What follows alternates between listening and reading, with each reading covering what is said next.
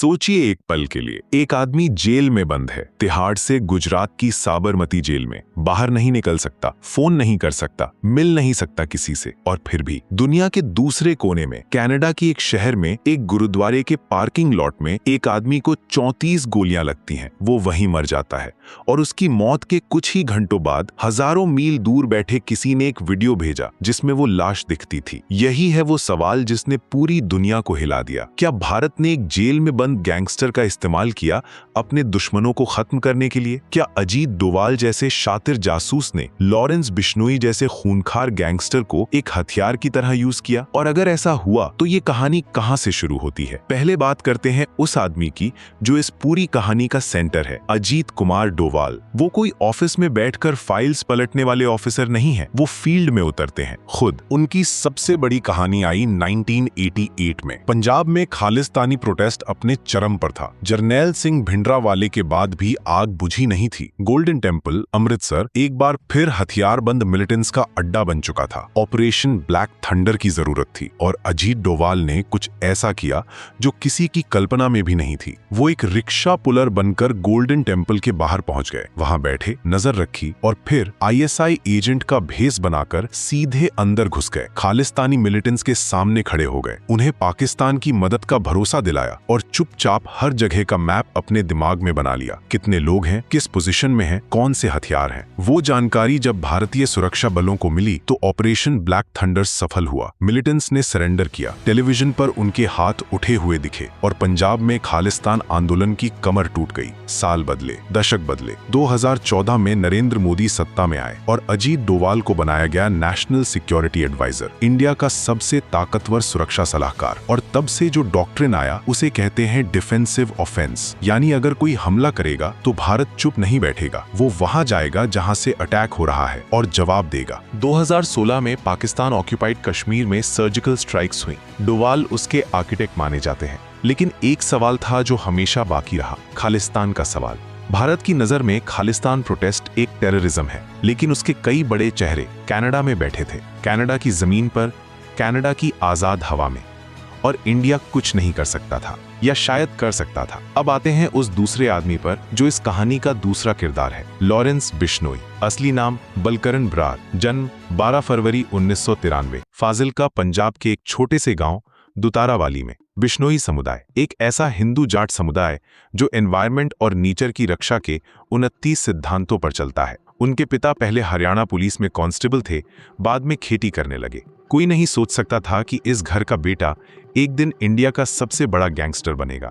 2011 में Lawrence Punjab university में LLB करने गए और वहां स्टूडेंट पॉलिटिक्स में उतरा। वहां मिला गोल्डी ब्रार, जो आगे चलकर उसका सबसे करीबी एसोसिएट बना। स्टूडेंट पॉलिटिक्स से शुरू हुआ सफर जल्द ही क्राइम की गलियों में मुड़ गया। 2014 में राजस्थान पुलिस से मुठभेड़ हुई और लॉरेंस बिश्नोई जेल चला गया। लेकिन जेल उसके लिए कोई रुकावट नहीं थी, जेल से ही उसने अपना नेटवर्क फैलाया। 2021 में उसे तिहाड़ जेल दिल्ली ट्रांसफर किया गया। MCOCA Maharashtra control of organised crime act के तहत केस दर्ज हुआ और फिर मई 2022 में वो हुआ जिसने लॉरेंस बिश्नोई का नाम दुनिया को पता करा दिया, पंजाबी सिंगर सिद्धू मूसेवाला की हत्या। 23 मई 2022, मानसा पंजाब। सिद्धू मूसेवाला अपनी गाड़ी में बैठकर निकले थे, रास्ते में गोलियों की बौछार हुई, वो वहीं मर गए। लॉरेंस बिश्नोई के एसोसिएट गोल्डी ब्रार ने रिस्पॉन्सिबिलिटी क्लेम की कनाडा से, सोशल मीडिया पर। लॉरेंस बिश्नोई उस वक्त तिहाड़ जेल में था। अब रुको, एक आदमी जेल में बंद है और दुनिया के दूसरे कोने में बैठा उसका आदमी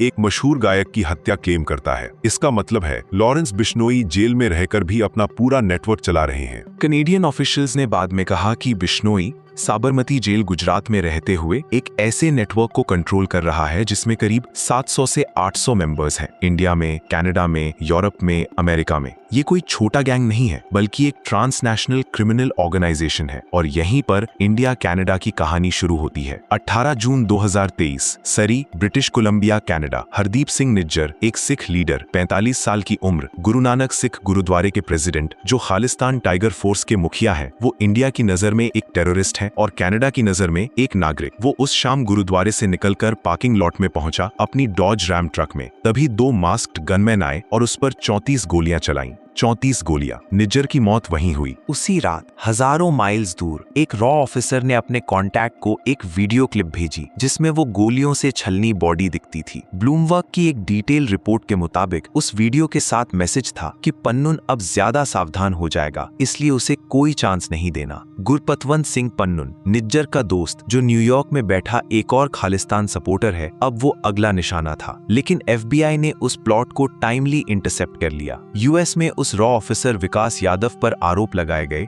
कि उसने एक इंडियन क्राइम फिगर को पन्नून को किल करने के लिए हायर किया था। और UK के GCHQ यानी गवर्नमेंट कम्युनिकेशंस हेडक्वार्टर्स ने कनाडा को शुरुआती टिप दी थी। उन्होंने ऐसी कम्युनिकेशंस इंटरसेप्ट की थी जो भारत के गवर्नमेंट ऑफिशियल्स को निज्जर की हत्या से जोड़ती थी। 18 सितंबर 2023 Canadian parliament, prime minister Justin Trudeau उठे और उन्होंने जो कहा वो पूरी डिप्लोमेटिक दुनिया को हिला गया। उन्होंने कहा, Canadian security agencies have been actively pursuing credible allegations of a potential link between agents of the government of India and the killing of Canadian citizen Hardeep Singh Nijjar।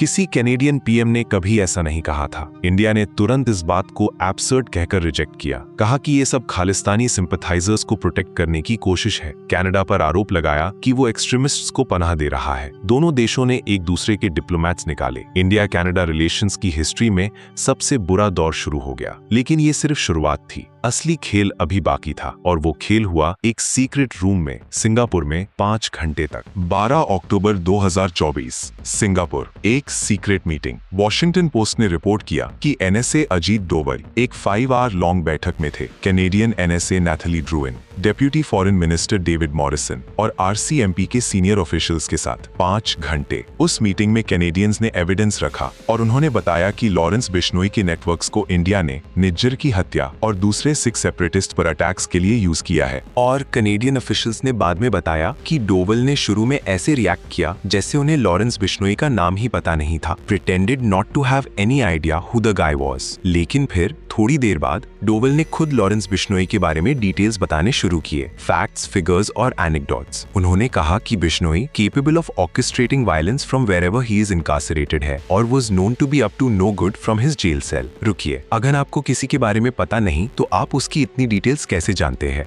यही वो मोमेंट था जब दुनिया की नजर में एक बड़ा सवाल उठा।